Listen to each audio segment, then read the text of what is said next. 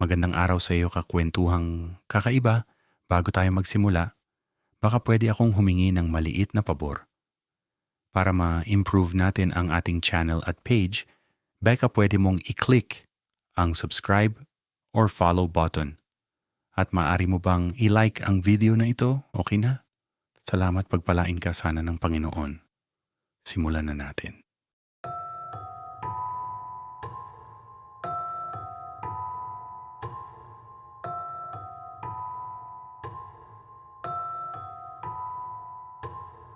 Sa isang bahagi ng Batangas, may isang tagong resort na matagal nang isinara, ang Paraiso de Cacaiba.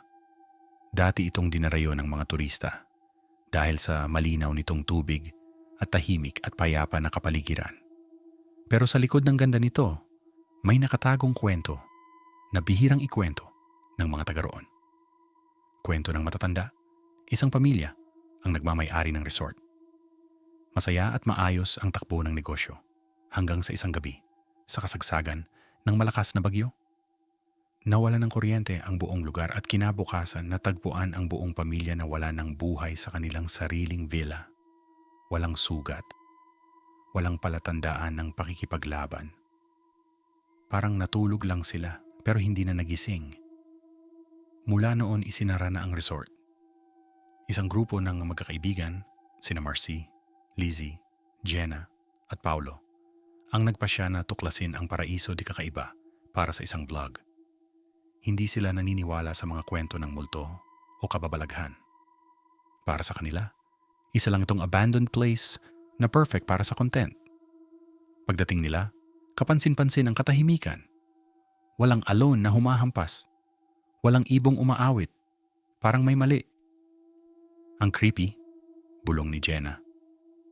Relax, baka nai-imagine mo lang, sagot ni Marcy habang kinukunan ng litraro ang paligid. Habang papalubog ang araw, napagdesisyonan nilang mag-overnight. Doon nagsimulang mag-iba ang lahat. Bandang 2:00 ng gabi, nagising si Lizzie sa tunog ng yabag sa labas ng kanilang kwarto. Mabagal, mabigat, parang may naglalakad sa kahoy na sahig. Guys, naririnig niyo yon? Tanong niya. Biglang tumahimik. Tapos tok-tok-tok, may biglang pagkatok sa pintuan. Dahan-dahang lumapit si Paulo at binuksan ito, subalit walang tao. Pero sa sahig, may bakas ng basang paa, papasok sa kwarto. Hindi tayo nag-swimming, nanginginig na sabi ni Jenna. Unti-unting gumalaw ang mga bakas, papunta sa salamin. At doon, may refleksyon.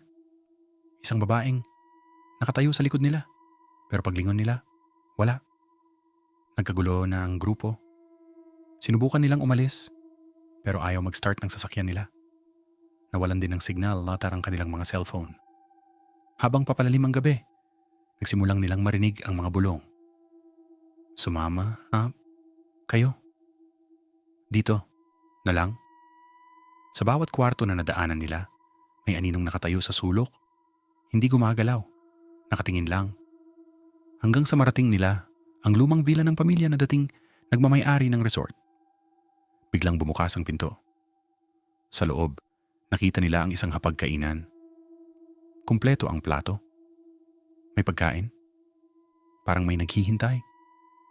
At sa dulo ng mesa, nakaupo ang pamilya. Nakatingin sa kanila. Ngumingiti ng nakakaloko at nakakatakot. Habang ang mga mata, itim na itim. Kinabukasan, may isang taga doon ang dumaan sa resort. Napansin niya ang isang sasakyan na nakaparada sa labas. Bukas ang pinto ng villa. Sa loob, may 4 na bagong upuan sa hapagkainan. At sa bawat upuan, may plato na parang kakainin pa lang. Pero walang tao. Mula noon, mas lalo nang iniwasan ang Paraiso de Cacaiba. Dahil sabi nila, hindi ka basta makakaalis kapag inimbitahan ka na nilang kumain.